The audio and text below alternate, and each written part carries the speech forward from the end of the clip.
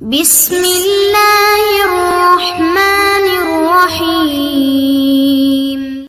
بسم اللہ الرحمن الرحیم۔ قرآن مجید سے اعراض کی سزا۔ قرآن مجید سے اعراض اور منہ موڑنے کے کئی معانی و مطالب ہیں۔ ایک مطلب تو اس پر ایمان نہ لانا ہے، جس سے انسان کافر ہو جاتا ہے، لیکن ایمان لانے کے بعد قرآن مجید سے اعراض کی اور بھی کئی صورتیں ہو سکتی ہیں۔ مثلا قرآن مجید کی تلاوت نہ کرنا اور اس پر عمل نہ کرنا بھی اعراض ہے۔ قرآن مجید کے احکام اور مسائل کو سمجھنے کی کوشش نہ کرنا بھی اعراض ہے۔ وسائل اور صلاحیت ہونے کے باوجود قرآن مجید کی تعلیم اور تدریس کا اہتمام نہ کرنا بھی اعراض ہے۔ قرآن مجید کے احکام کے مطابق فیصلے نہ کرنا، قرآن مجید کو چھوڑ کر دوسری کتاب کو ترجیح دینا۔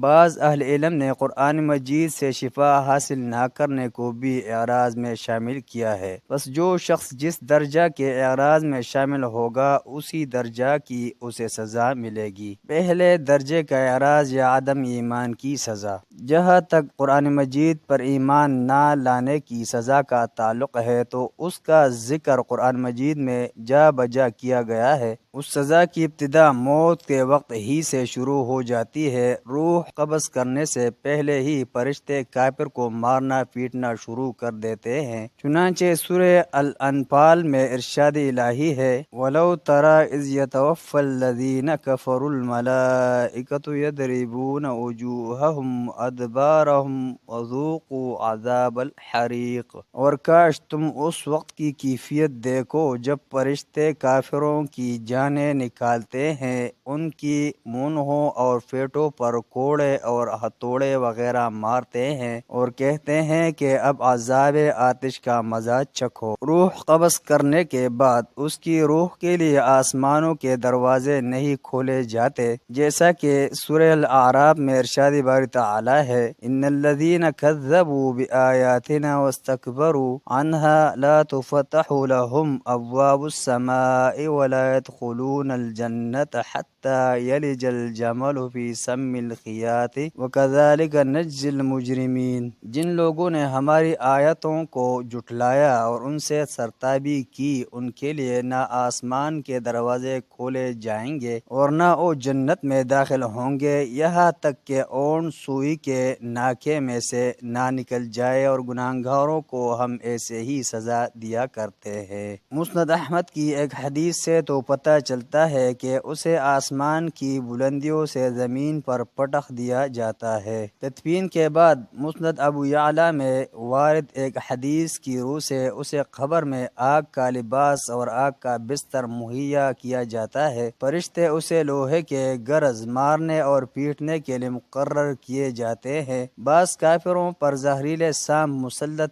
کر دیے جاتے ہیں، جبکہ صحیح بخاری کی ایک حدیث سے پتہ چلتا ہے کہ قیامت کے روز جب کافر اپنی قبروں سے اٹھائے جائیں گے تو بعض کو سر کے بل چلنے کی سزا دی جائیں گے، بعض کو گونگا، بہرا اور اندھا بنا کر اٹھایا جائے گا، جیسا کہ سورہ بنی اسرائیل میں ارشاد الہی ہے، وَنَحْشُرُوهُمْ يَوْمَ الْقِيَامَةِ عَلَى وُجُوهِهِمْ عُمْيًا وَبُكْمًا وَصُمًّا مَأْوَاهُمْ جَهَنَّمُ كُلَّمَا خَبَتْ زِدْنَاهُمْ سَعِيرًا۔ اور ہم ان کو قیامت کے دن اوندھے، منہ اندھے، گونگے اور بہرے بنا کر اٹھائیں گے اور ان کا ٹھکانہ دوزخ ہے۔ جب اس کی آگ بجھنے کو ہوگی تو ہم ان کو عذاب دینے کے لیے اور بھڑکا دیں گے۔ بعض کافروں کو فرشتے گھسیٹ کر میدان حشر میں لائیں گے، جیسا کہ سورہ الفرقان میں ارشاد باری تعالی ہے، الذین یحشرون علی وجوہہم الی جہنم اولئک شر مکانا واضل سبیلا۔ جو لوگ اپنے منہوں کے بل دوزخ کی طرح جمع کیے جائیں گے ان کا ٹھکانہ بھی برا ہے اور وہ راستے سے بھی بہکے ہوئے ہیں۔